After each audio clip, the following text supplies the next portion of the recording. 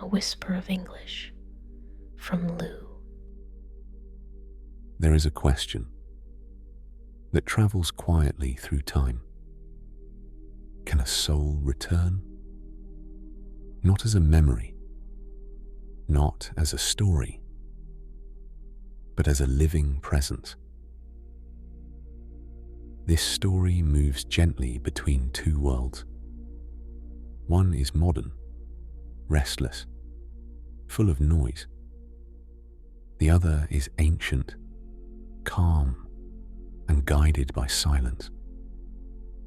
Both are connected by the same search. In Seattle, a young boy lives an ordinary life. His name is Jesse Conrad.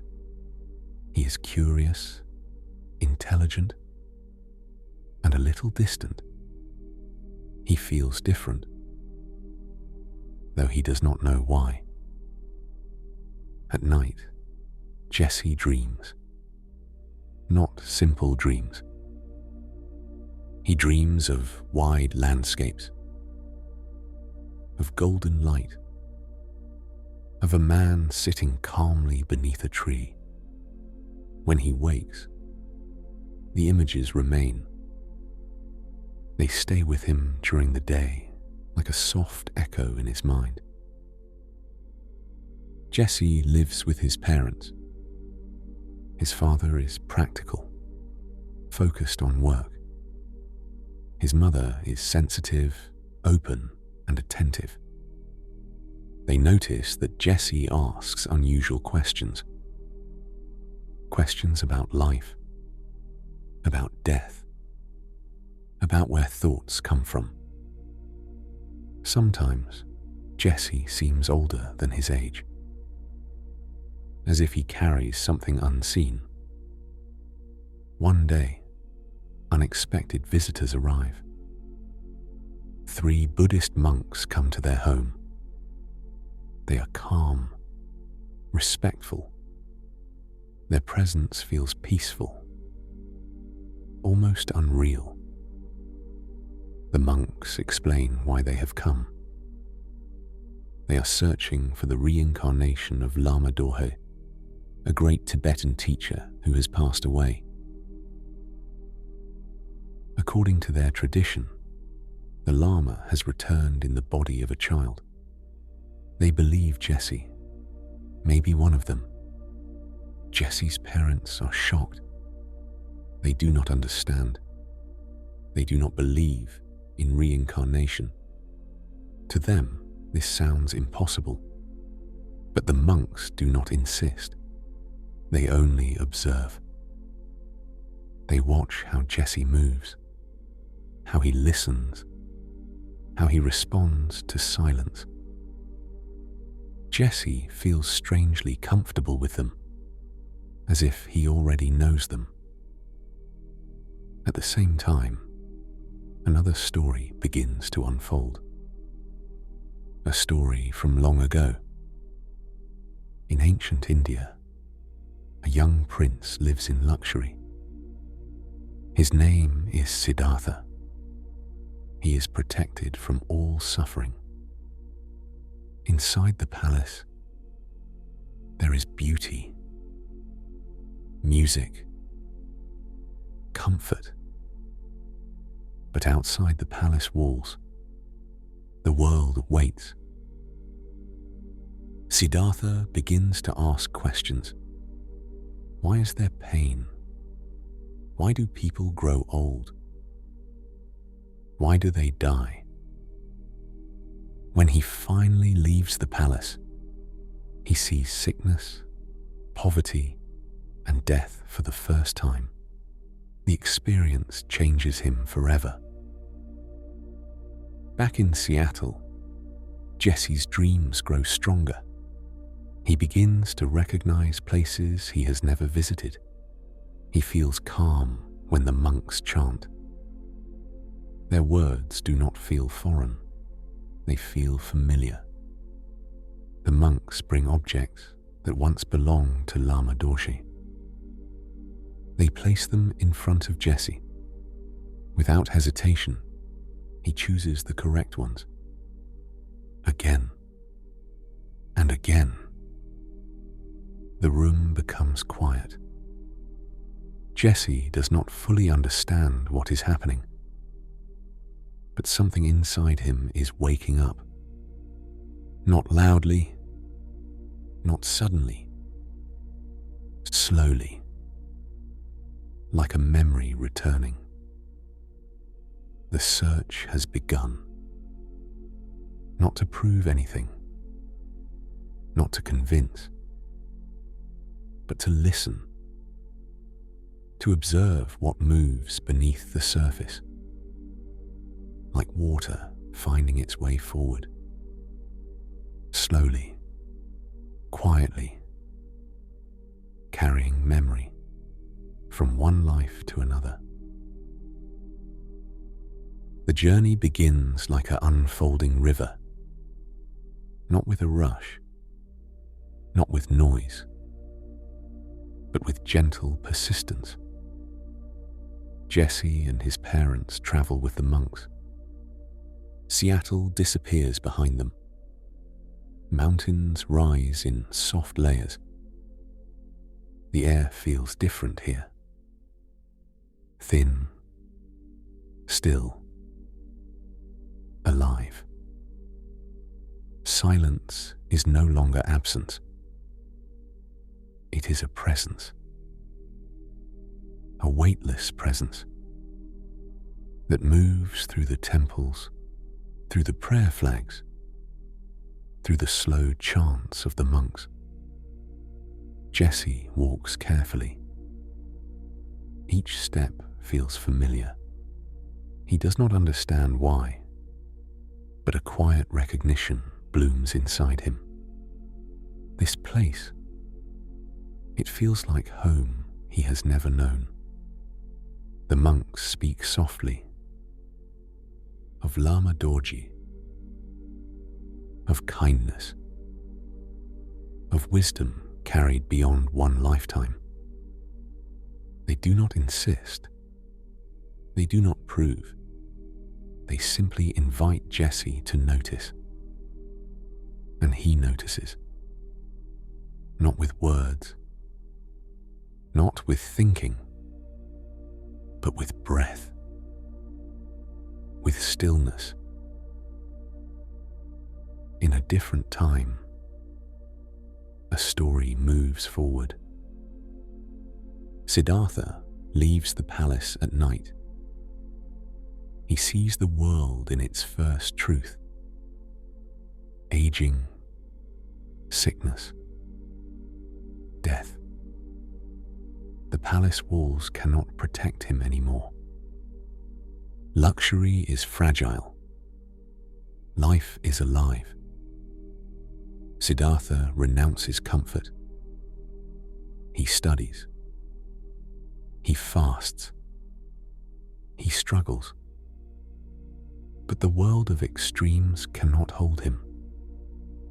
Peace does not come from denying life. It comes from balance, from attention, from compassion.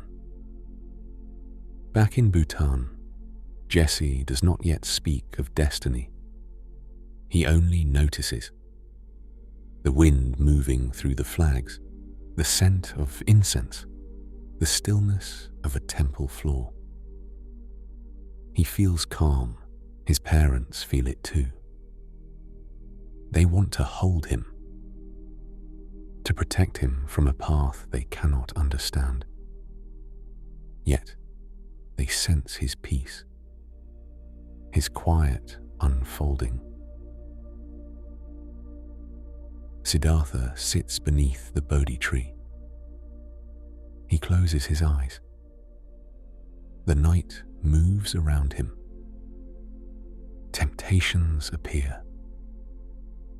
Fear whispers. He does not fight. He does not flee. He watches. He breathes.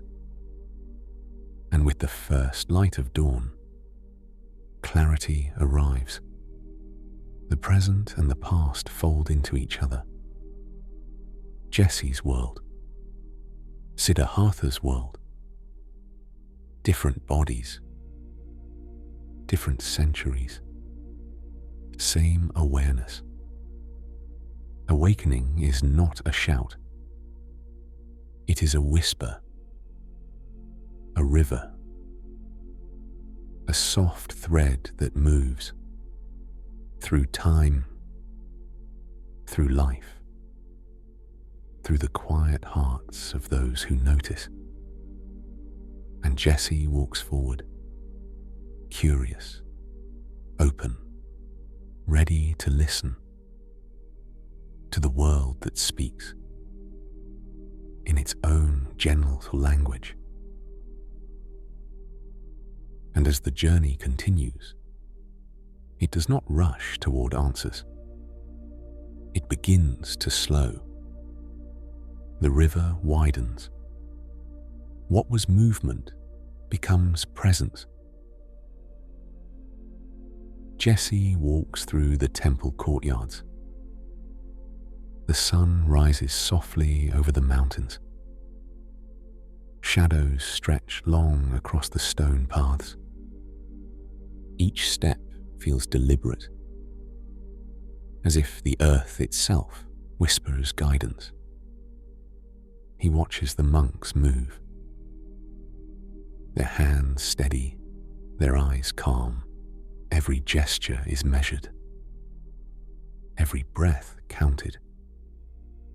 Even silence seems to have weight here. The mountains are ancient. They have seen centuries pass. They have seen kings and paupers, sages and wanderers. And now they see Jesse. He does not rush. He does not ask. He simply observes. In this stillness, something shifts. Not loudly, not suddenly, but like a soft wind that carries seeds across the land. He begins to understand what the monks have been showing him. Wisdom is not a prize. It is not a crown. It is a quiet understanding that life moves, that life continues, and that each choice matters. Even when the world seems vast and silent, Jesse sits by a small pool. The water mirrors the sky. Clouds drift slowly. He watches ripples form. As a leaf falls, he smiles slightly. The smile is small, but it carries a deep recognition. The ancient story unfolds alongside him. Siddhartha sits beneath the Bodhi tree.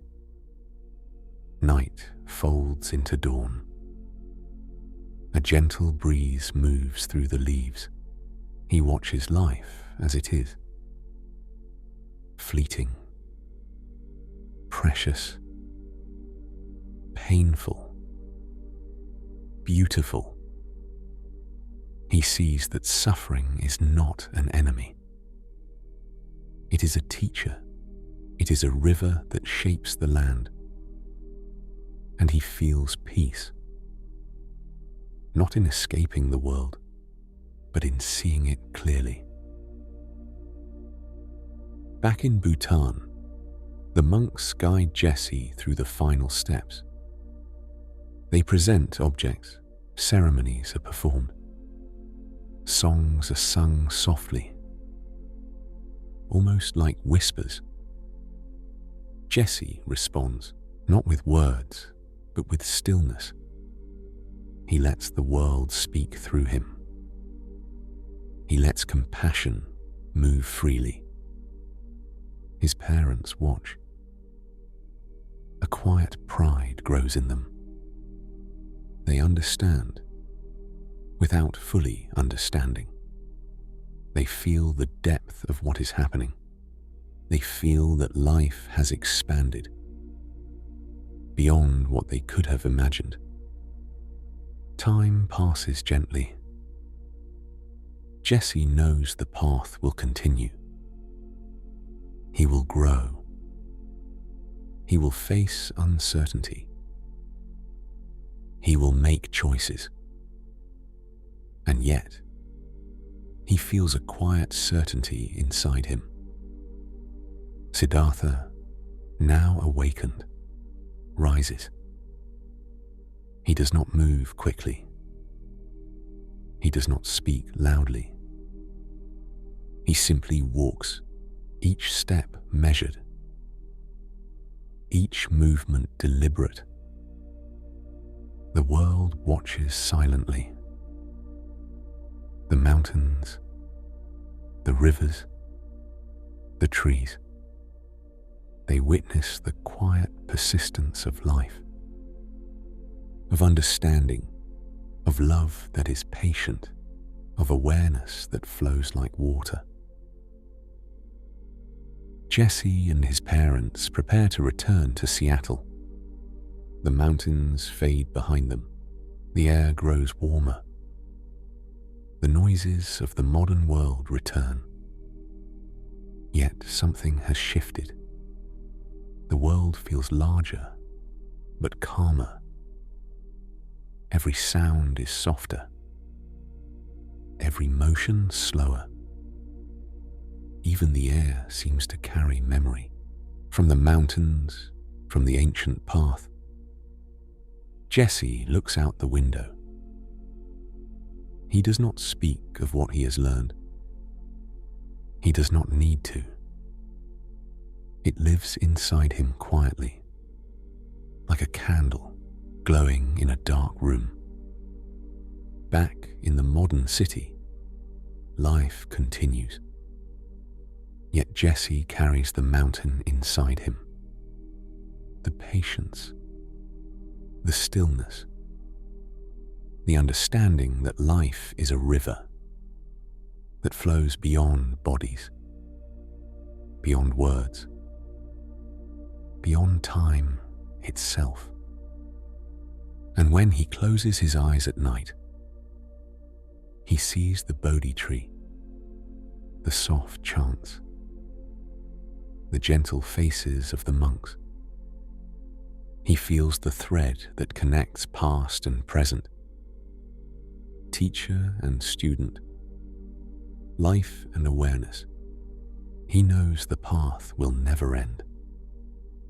He only needs to walk it gently, with heart open, with mind attentive, with love quiet but enduring. The mountains stand silent. The temples breathe. The world continues, and Jesse, like Siddhartha before him, moves forward into the day, into life, into understanding, because awakening is not an event. It is a journey, a soft, endless, patient journey that whispers, always whispers, to those who listen.